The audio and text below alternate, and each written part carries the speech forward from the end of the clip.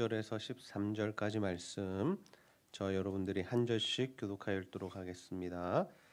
그가 타작마당으로 내려가서 시어머니의 명령대로 다 하니라.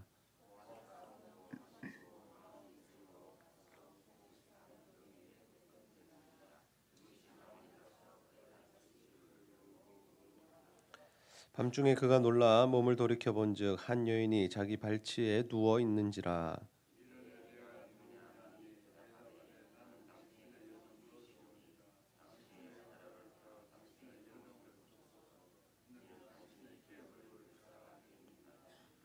그가 이르되 내 딸아 여호와께서 내게 복 주시기를 원하노라.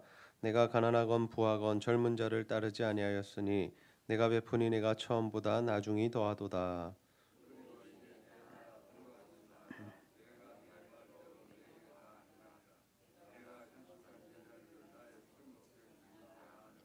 참으로 나는 기업을 물을 자이나 기업 물을 자로서 나보다 더 가까운 사람이 있으니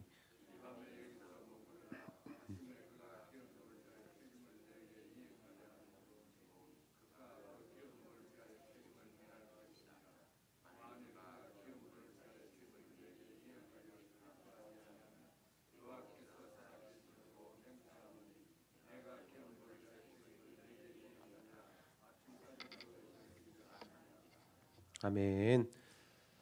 오늘은 완전한 회복을 누립시다. 완전한 회복을 누립시다라는 제목으로 하나님의 말씀을 전하도록 하겠습니다. 특별 새벽 기도의 마지막 날입니다. 오늘까지 이 자리에 나와 하나님의 은혜를 사모하는 여러분들 축복하고 환영합니다. 우리 옆 사람과 한번 인사하겠습니다. 회복합시다. 우리가 이처럼 새벽을 깨우며 하나님 앞에 기도할 때 또 하나님을 붙들 때 하나님께서 우리 가운데 은혜와 회복을 더하여 주실 줄로 믿습니다.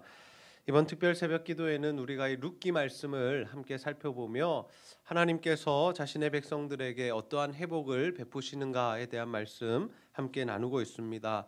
오늘은 그 마지막 시간으로 하나님의 회복의 이 성격, 하나님의 회복이 어느 정도 또 얼마만큼 우리에게 미치는가에 대한 말씀 함께 나누고자 합니다.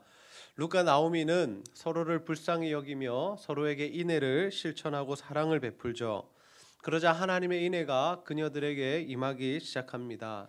하나님은 하나님 말씀에 순종하여서 또 이웃을 사랑하고 또 그들에게 사랑을 베푸는 자에게 이렇게 하나님의 인애를 더 크게 부어주신다라는 것이죠. 저는 우리 제자들교회 성도님들 모두가 하나님 말씀대로 서로를 불쌍히 여기며 인애를 베푸는 삶을 사셔서 하나님 주시는 회복을 누리게 되시기를 주님의 이름으로 축복합니다.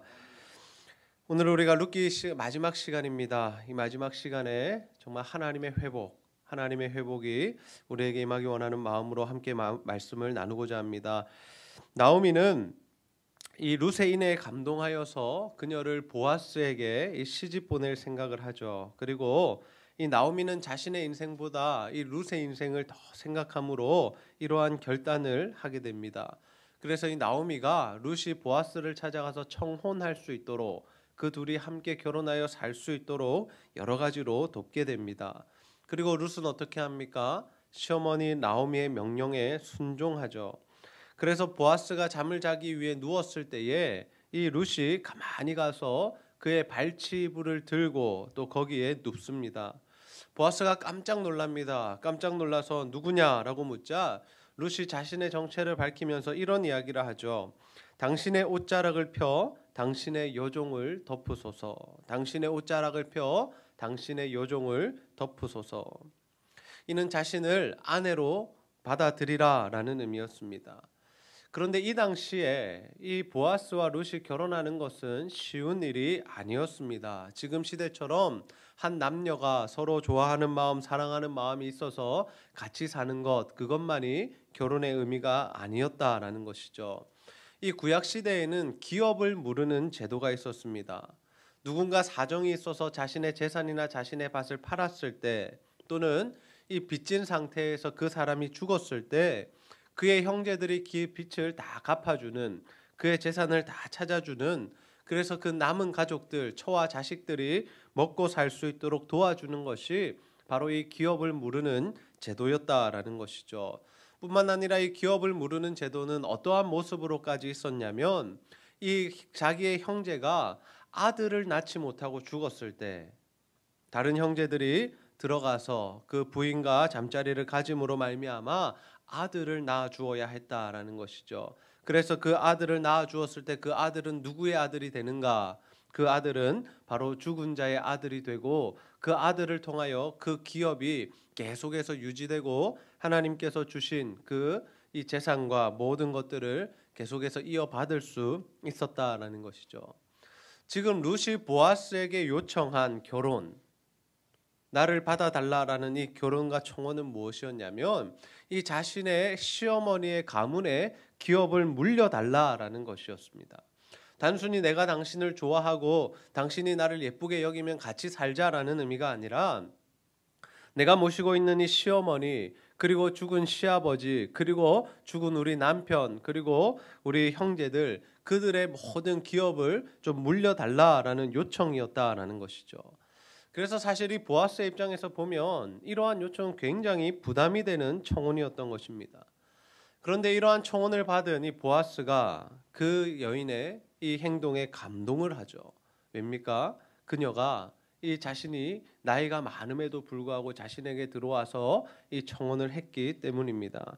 그래서 이 보아스가 이러한 말을 하는데 룻기 3장 10절에서 11절 말씀 우리가 함께 한번 읽어보겠습니다. 시작.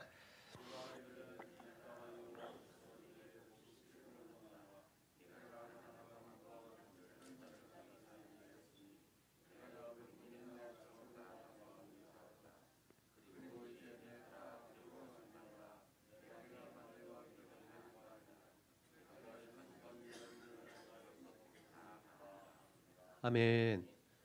보아스는 룻이 자신에게 왜 왔는지를 알고 있었습니다. 그리고 이것은 룻의 생각이 아니라 이 나오미의 생각이라는 것까지도 다 알고 있었죠. 그래서 그가 감동을 받은 것입니다. 이 룻이 이 자신에게 찾아온 것이 먼저는 시어머니에게 순종한 것이고 또 그 순종의 내용이 무엇이었냐면 젊은 사람과 함께 살고 싶은 것이 인지상정인데 그 여인이 나이가 많은 자신에게 와서 기업을 물려달라고 하니 굉장히 큰 감동을 받았다라는 거죠. 그래서 보아스가 그녀에게 뭐라고 이야기합니까? 내가 베푼 인애가 처음보다 나중이 더하다. 네가 시어머니를 잘 모시는 그 인애도 크지만 지금 나에게 와서 청혼하는 나에게 기업을 물려달라고 하는 그 인애가 더 크다라는 것이죠. 그래서 그가 어떠한 약속을 해줍니까? 내가 그 기업 물려줄게라고 약속을 하고 있다라는 것이죠. 여러분 우리가 다른 이들에게 인애를 베푸는 삶을 살아가면 반드시 하나님께서 우리에게 더 큰 인애를 부어주시는 줄로 믿습니다.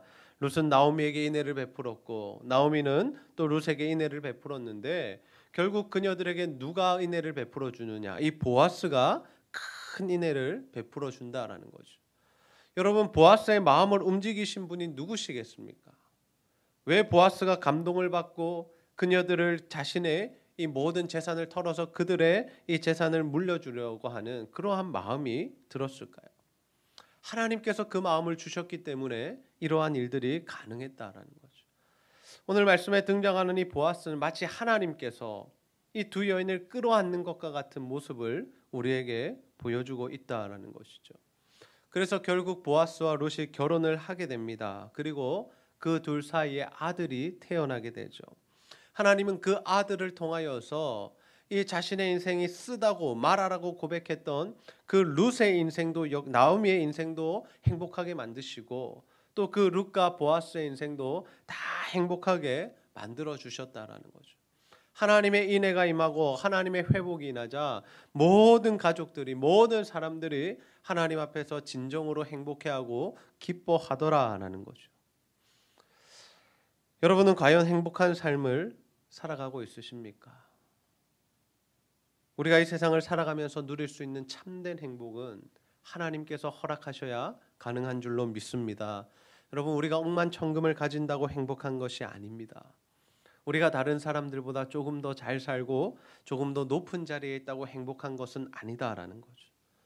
하나님께서 주시는 그 절대 행복, 절대 평안함이 있어야 우리가 진정한 행복을 누리며 살아갈 수 있다라는 거죠. 예수님께서 하루는 이 사마리아 땅에 들어가셨습니다. 그때 한 여인이 우물에 물을 길러 오죠. 그런데 그 시간은 너무나 뜨거워서 낮이어서 사람들이 물을 길러 오지 않는 그러한 시간이었습니다. 그런데 왜 그 여인은 그 시간에 사람들을 피해서 물을 길러 왔을까요? 사실 물을 기르러 온 그 여인은 참 기구한 인생을 살았습니다. 성경의 말씀에 의하면 그는 남편이 5이었고 지금은 또 다른 남편과 함께 살아가고 있다라고 합니다. 이는 그 남편들이 다 죽었다, 단명했다라기보다는 남자들에게 버림을 받았을 가능성이 더 크다라는 것이죠.